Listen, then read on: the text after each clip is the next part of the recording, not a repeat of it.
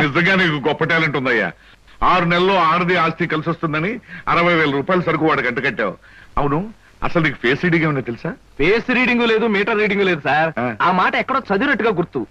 ఏ మనిషికైనా ఆస్తి అమ్మాయి అప్పనంగా కలిసి వస్తుందంటే సంబరంగానే ఉంటుందిగా. ఆ వీక్నెస్ పాయింట్ పట్టుకుని వాడిని చిత్త కొట్టేశా. నాతో ప్యూర్ వేషం వేయించితే వేయించావు కానీ మహత్తరమైన నీ టాలెంట్ కనిపెట్టే అవకాశం కలగజేసావయ్యా. సరే కూర్చో. పర్లేదు కూర్చోవయ్యా. ఇంతకాలం నువ్వు నా దగ్గర పనిచేస్తున్నా మీ కుటుంబ వ్యవహారాలు ఏమి తెలుసుకోలేదు. అసలు మీ వాళ్ళు ఎవరైనా ఉన్నారా? ఏమిటి మీ కుటుంబ పరిస్థితి? సాధారణంగా మా కుటుంబ విషయాలు చెప్పి ఎదుటి వారికి తలనొప్పి తెప్పించడం నాకు ఇష్టం లేదు. పోనీ తలనొప్పి తెప్పించకుండా క్లుప్తంగా చెప్పబోయా. అంత అభిమానంగా అడుగుతున్నారు కాబట్టి చెప్తున్నాను. నేను కాకుండా మా ఇంట్లో ఉన్న వ్యక్తులు 3. మా అమ్మ దైవభక్తి, ఎదుటి వాళ్ళ మీద అభిమానం, ఆప్యాయత కలిగిన దేవత లాంటి మనిషి. ఇకపోతే మా నాన్నగారు క్రితం జన్మలో తను త్యాగరాజు, తాన్సేన్ లాంటి గొప్ప సంగీత విద్వాంసుడని ఆయన ఉద్దేశం. తన రాగాలతో ప్రజలందరికీ రోగాలు తెప్పిస్తూ, తన ఆలాపంతో ప్రజలందరినీ హాహాకారాలు చేస్తుంటే పేటలో ఉన్న వాళ్ళందరూ గొంతు పిసిగేస్తామని వాళ్ళ నిర్ణయం తెలియజేశారు. దాంతో భయపడిపోయి ఆయన బాత్రూమ్ లోనే పాడుకోవడం హాబీగా పెట్టుకున్నారు. ఆ సుగుణమే కాకుండా పేకాట పిచ్చి కూడా ఉంది. పని పాట లేని వాళ్ళందరితో చేరి పేకాట్లో ఎప్పుడు ఓడిపోవడమే కాకుండా అప్పుడప్పుడు తన బట్టలు కూడా తాకట్టు పెట్టేస్తుంటారు.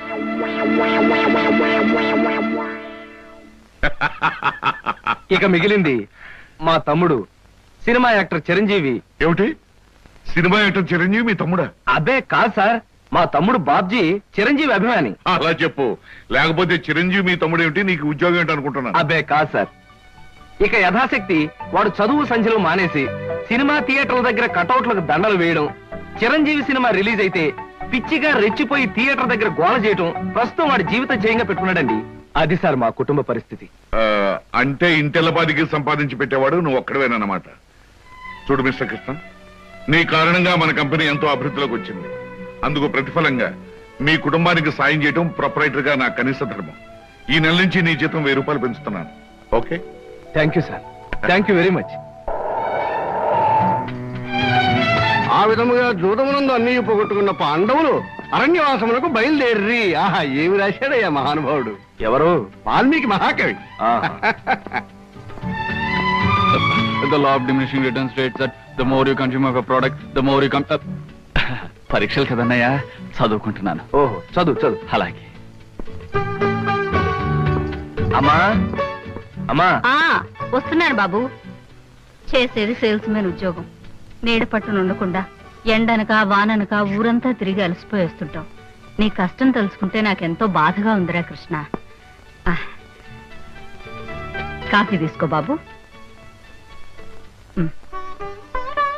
అమ్మా, నా కష్టంతో ఇంట్లో అందరి ఆకలి తీరి కుటుంబం అంతా ఆనందంగా ఉందని తలుచుకున్నప్పుడల్లా నాకు సంతోషంగాను సంతృప్తిగాను ఉంటుందమ్మా. అన్నట్టు ఇవాళ జీతం అందింది. ఇంటి ఖర్చులు ఏమిటో, ఎవరెవరికి ఎంతెంత ఇవ్వాలో లిస్టు రాసిస్తే. కృష్ణ, ఈ వయసులోనే సంపాదించే బాధ్యతను ఎత్తునేసుకున్నావు. కుటుంబాన్ని నడిపే బాధ్యత కూడా నీకెందుకురా? డబ్బు నాకిస్తే ఖర్చులు మిగిలిన విషయాలన్నీ నేను చూసుకుంటాను. నీకివ్వడానికి నాకేమీ అభ్యంతరం లేదమ్మా. కాకపోతే ఈ కాస్త జీతంలోనూ అందరినీ మేనేజ్ చేయడం నీకు కష్టమేమోనని. ఒరేయ్, నేను అమ్మని, నాకు ఆ మాత్రం తెలీదు. అమ్మవు కాబట్టే అందరి మాటలకు కరిగిపోయి అడిగిన వాళ్ళందరికీ కాదలేక ఇచ్చేస్తావని. సర్లేరా. సరే సరే సరే, తీసుకో. నేను వెళ్ళి బట్టలు మార్చుకొస్తాను. బియ్యానికి 300. అమ్మా, నీకు విషయం చెప్పాలంటే ఏడుపు వస్తుందమ్మా. ఏడవలసిన అవసరమే వచ్చిందిరా బాబ్జీ. ఇంట్లో నాన్న సంగీతంతో హింసిస్తున్నాడని చదువుకోవడానికి బీచ్కి వెళ్ళాను. అక్కడ వాచ్ పోయిందమ్మా. ఎల్లుండి నుంచి పరీక్షలు. కనీసం చేతికి సెకండ్ హ్యాండ్ వాచ్ అయినా ఉండాలిగా. 100 రూపాయలు బొమ్మా. ఈసారైనా తగలేసుకోకుండా వాచి కొనుక్కో. అలాగే. ఇదిగో 100. అయినా వాచి బారేసుకోవడం ఏమిట్రా పిచ్చి వెధవ. ఇదిగో పార్వతి, ఇందాక వీధిలోంచి వస్తుంటేను కొందరు పెద్ద మనుషులు కనిపించి త్యాగరాజ ఉత్సవాల దగ్గరికి వస్తున్నాయి కదా, నా వంతు 500 రూపాయలు విరాళంగా ఏమని భైరవ రాగంలో బావురమన్నారే. 500? నేను ఇలాగే అన్నాను. మీరిస్తాను ఒప్పుకున్నారా? కుటుంబం బరువు బాధ్యతలు తెలిసిన వాడిని నేనెందుకు మాటిస్తానే. కావాలంటే 2 లేక 300 విరాళంగా ఇస్తాను. ఆ రోజు ఉచితంగా కచేరీ చేస్తానని మాటిచ్చాను. పైసా కూడా అడగం. ఈ కచేరీ మాత్రం వద్దు బాబు అని దండం పెట్టుంటారు. అంతేనా? కమాచు రాగంలో కాళ్ళు చేతులు వెరక్కొడతాను. నా కచేరీ అంటే బొత్తిగా భక్తి శ్రద్ధలు లేవు. ఆఖరి మాటగా 200 రూపాయలు విరాళంగా ఇస్తాను అన్నానే. ఇవ్వకపోతే బాగుండదు, ఆ తర్వాత నీ ఇష్టం. త్యాగరాజ స్వామి నిన్ను ఆశీర్వదిస్తాడు.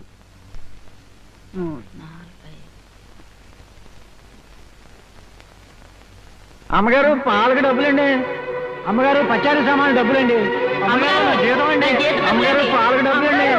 అమ్మగారు పచారీ సామాన్ డబ్బులండి.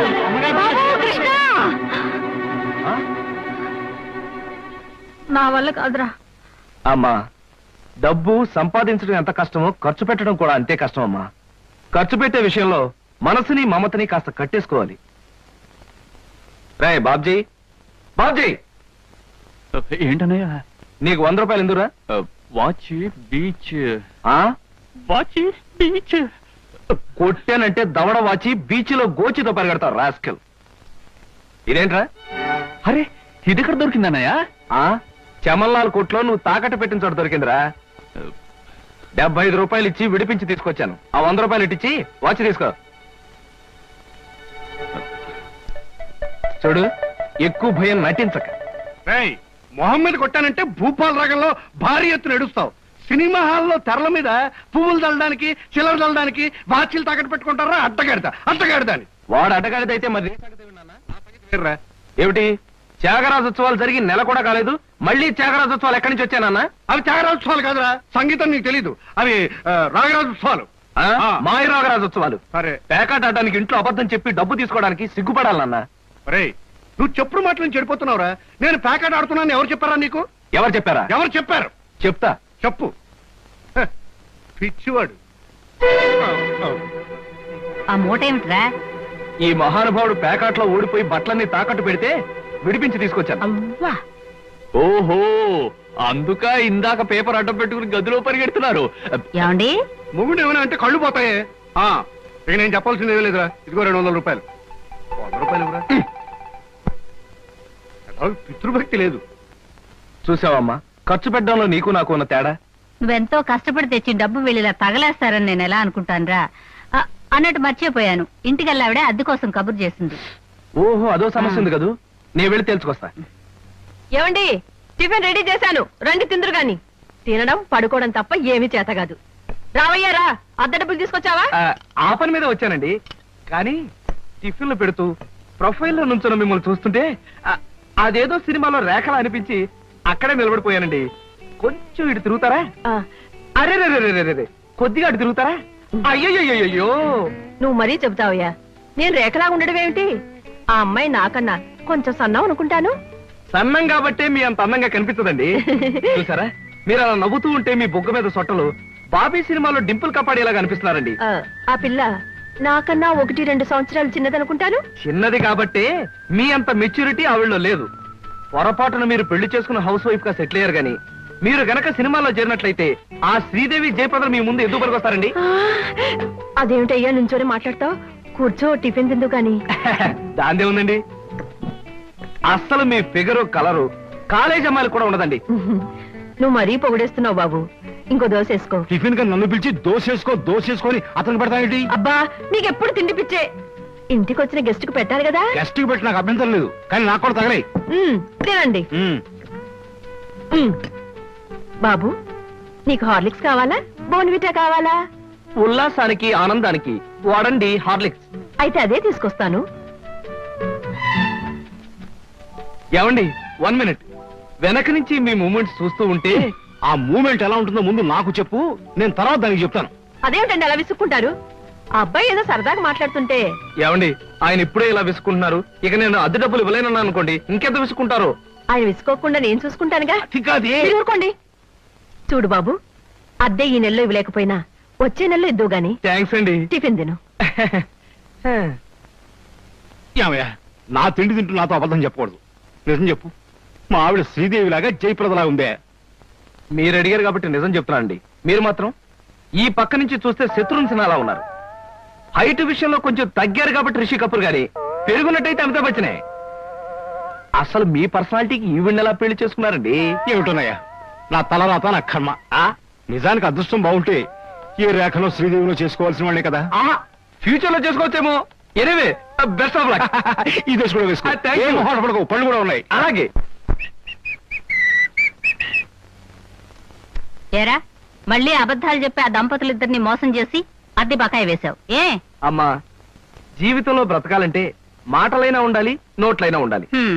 అసలు నీకు ఇంకో విషయం చెప్పనా బారసాల నాడు నాకు రామకృష్ణ అని పేరు పెట్టి రామాని పిలవడం మానేసి కృష్ణాని ఎందుకు పిలుస్తున్నావే అందుకేనేమో అబద్ధాలు చెప్పడం జీవితానికి తప్పనిసరి అయిపోయింది ఉద్యోగంలోనూ అబద్ధాలు చెప్తున్నాను ఇల్లు గడవడానికి అబద్ధాలు చెప్తున్నాను కానీ ఈ అబద్ధాలు చెప్తున్నందుకు నేనేం బాధపడటం లేదమ్మా ఎందుకంటే నేను అబద్ధాలు చెప్తుంది నా కోసం కాదు నా కన్నవాళ్ల కోసం నాకున్న వాళ్ళ కోసం అంతే ఒరే రామకృష్ణ కృష్ణుళ్ళ నువ్వు అల్లరి చేసి అబద్ధాలు చెప్పినా నీకు రాముళ్లాంటి మంచి మనసుంది అది చాలరా మాకు